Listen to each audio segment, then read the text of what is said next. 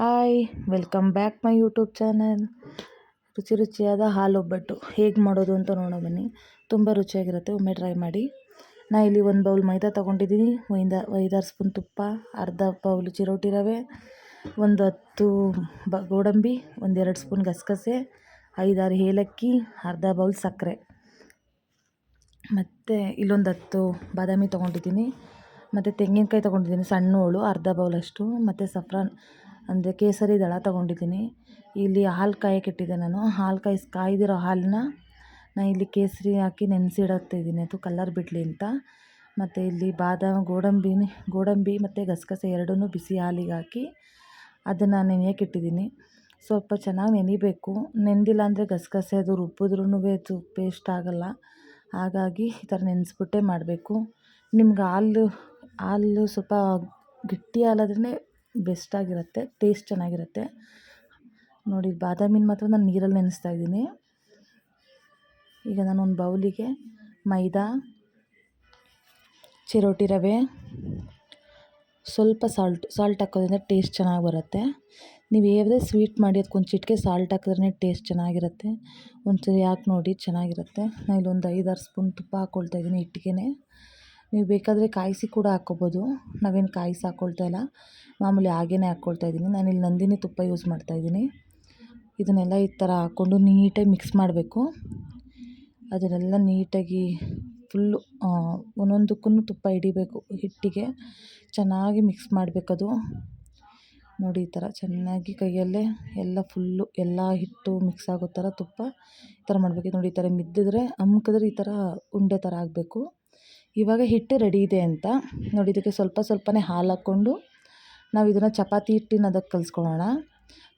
ನೋಡಿ, ಈ ಥರ ಚೆನ್ನಾಗಿ ಮಿಕ್ಸ್ ಮಾಡ್ಕೊಳ್ಳಿ. ಅದನ್ನಿಲ್ಲ ಅಂದರೂ 10-15 ನಿಮಿಷನಾದ್ರೂ ನೀಟಾಗಿ ಒಂದು 1/4 ಗಂಟೆನೋ ಚೆನ್ನಾಗಿ ಈ ಥರ ಅಮ್ಕಿ ಕಲಿಸ್ಬೇಕು, ನಾದಬೇಕದು ಚೆನ್ನಾಗಿ. ನೋಡಿ, ಈ ಥರ ಹಿಟ್ಟೆಲ್ಲ ಒಂಥರ ಸಾಫ್ಟ್ ಆಗುತ್ತೆ ಫುಲ್ಲು. ಅದನ್ನು ಈಗ ನೋಡಿ, ಇದಾಗಿದೆ. ನೀಟಾಗಿ ಒಂದು ಕಡೆ ರೆಸ್ಟ್ ಮಾಡೋಕ್ಕೆ ಇಟ್ಬಿಡ್ತೀನಿ, ಮುಚ್ಚಿಡ್ತಾಯಿದ್ದೀನಿ ನಾನು. ಇವಾಗ ಒಂದು ಮಿಕ್ಸಿ ಜಾರ್ಗೆ ಬಾದಾಮಿ ಮತ್ತು ತೆಂಗಿನಕಾಯಿ ಮತ್ತು ಗಸಗಸೆ ಮತ್ತು ಗೋಡಂಬಿ ನೆನೆಸಿಟ್ಕೊಂಡಿದ್ವಲ್ಲ ಅದು ಹಾಕಿದ್ದೀನಿ. ಇಲ್ಲಿ ಏಲಕ್ಕಿ ಹಾಕ್ಕೊಂಡಿದ್ದೀನಿ ಒಂದು 5. ಅದನ್ನು ಚೆನ್ನಾಗಿ ರುಬ್ಬೋಣ. ಇಲ್ಲಿ ಒಂದು ಕಡೆ ಪಾತ್ರೆಯಲ್ಲಿ ನೋಡಿ ಹಾಲು ಹಾಕ್ಕೊಳ್ತಾ ಇದ್ದೀನಿ. ನಾನು ಫಸ್ಟೇ ಕಾಯಿಸಿಟ್ಕೊಂಡಿದ್ದೆ ಹಾಲು. ಅರ್ಧ ಲೀಟರ್ ಹಾಲು ಹಾಕಿದ್ದೀನಿ ನಾನು. ನಿಮ್ಗೆ ಎಷ್ಟು ಕ್ವಾಂಟಿಟಿ ತಕ್ಕಂಗೆ ನೀವು ಮಾಡ್ಕೊಳ್ಳಿ. ನಮಗೆ ಒಂದು 4 ಜನಕ್ಕೆ ಅರ್ಧ ಲೀಟರ್ ಹಾಲು ಸಾಕು. ಮತ್ತು ಕೇಸರಿ ನೆನೆಸಿಟ್ಕೊಂಡಿದ್ದೆ ಅಲ್ವಾ, ಕೇಸರಿ ದಳ, ಅದನ್ನು ಹಾಕಿದ್ದೀನಿ. ನಿಮ್ಗೆ ಸಕ್ಕರೆ ಎಷ್ಟು ಬೇಕೋ ಅಷ್ಟು ಹಾಕ್ಕೊಳ್ಳಿ. ನೋಡಿ, ನಾವು ಈ ಥರ ರುಬ್ಬಿ ಈ ಥರ ನೋಡಿ, ಈ ಥರ ಪೇಸ್ಟ್ ನೀಟಾಗಿ ಈ ಥರ ಚೆನ್ನಾಗಿ ಹಾಕಿದ್ದೆ. ನೈಸಾಗಿ ಆಗಬೇಕು. ತರಿ ಆಗಿಬಿಟ್ರೆ ಹಾಲು ಬೇರೆ ಕಾಯಿ ಬೇರೆ ಆಗಿಬಿಡುತ್ತೆ. ಈ ಥರ ನೀಟಾಗಿ ಮಿಕ್ಸ್ ಮಾಡ್ಕೋಬೇಕು. ನೋಡಿ, ಈ ಥರ ಚೆನ್ನಾಗಿ ಮಿಕ್ಸ್ ಆಗಬೇಕು. ಅದಕ್ಕೆ 2 ಲವಂಗ ಹಾಕ್ತಿದ್ದೀನಿ ನಾನು, ಫ್ಲೇವರ್ ಚೆನ್ನಾಗಿರುತ್ತೆ ಅಂತ. ಬೇಕಿದ್ದರೆ ಹಾಕ್ಕೊಳ್ಳಿ, ಬೇಡ ಅಂದರೆ ಸ್ಕಿಪ್ ಮಾಡಿ. ನೋಡಿ, ಈ ಥರ ಅದು 1-2 ಕುದಿ ಬರಲಿ ಸಾಕು, ಜಾಸ್ತಿ ಏನು ಕುದಿಯೋ ಅವಶ್ಯಕತೆ ಇಲ್ಲ. ನೋಡಿ, ಇಷ್ಟೇ ಆಗಿದೆ ಅದು. ಈಗ ನಾನು ಇಲ್ಲೊಂದು ಕಡೆ ಹಿಟ್ಟು ನೆನೆಸಿಟ್ಟಿದ್ದೆ ಅಲ್ವಾ, ನೋಡಿ ಅದೆಲ್ಲ ಚೆನ್ನಾಗಿದೆ. ನೋಡಿ, ಇಷ್ಟು ಸಾಫ್ಟಾಗಿದೆ ಅಲ್ವಾ, ಈ ಥರ ಸಾಫ್ಟಾಗಿರ್ಬೇಕು ಹಿಟ್ಟು. ಈಗ ಒಂದು ಬಾಣಲಿಗೆ ಎಣ್ಣೆ ಹಾಕ್ತಾಯಿದ್ದೀನಿ.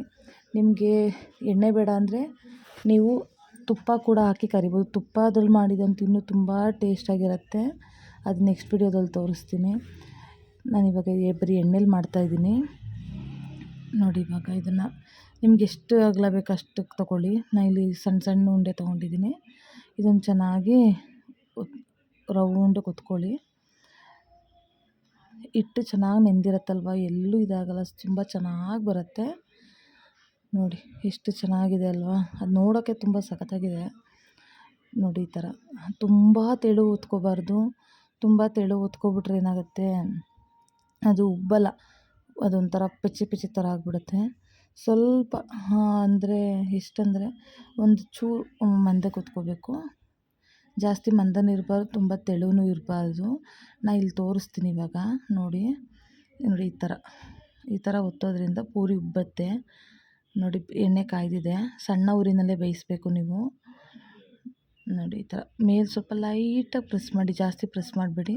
ಈ ಥರ ಬಿಸಿ ಎಣ್ಣೆ ಮೇಲೆ ಈ ಥರ ಹಾಕಿ ನೋಡಿ, ಈ ಥರ ಎಷ್ಟು ಚೆನ್ನಾಗಿ ಉಬ್ಬಿ ಬರ್ತಿದೆ ಅಲ್ವಾ.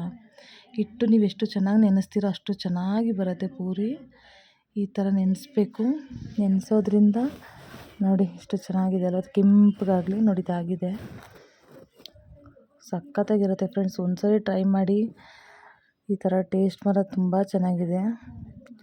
ನೋಡಿ ಇದಾಗಿದೆ. ಇವಾಗ ನಾನು ಇನ್ನೊಂದು ಹಾಕಿ ತೋರಿಸ್ತೀನಿ ನೋಡಿ. ಇನ್ನೊಂದು ಹಾಕೋದ್ರಿಂದ ಅದು ನೋಡಿ ಇದು ಪ್ರೆಸ್ ನೋಡಿ, ಈ ಥರ ಪ್ರೆಸ್ ಮಾಡಿದ್ರೆ ಸಾಕು ಅದು ಉಬ್ಬಿಬಿಡುತ್ತೆ ಲೈಟಾಗಿ. ನೋಡಿ ಲೈಟಾಗಿ ಹಿಂಗಂದ್ರೆ ನೋಡಿ ಎಷ್ಟು ಚೆನ್ನಾಗಿ ಬರುತ್ತಲ್ವಾ.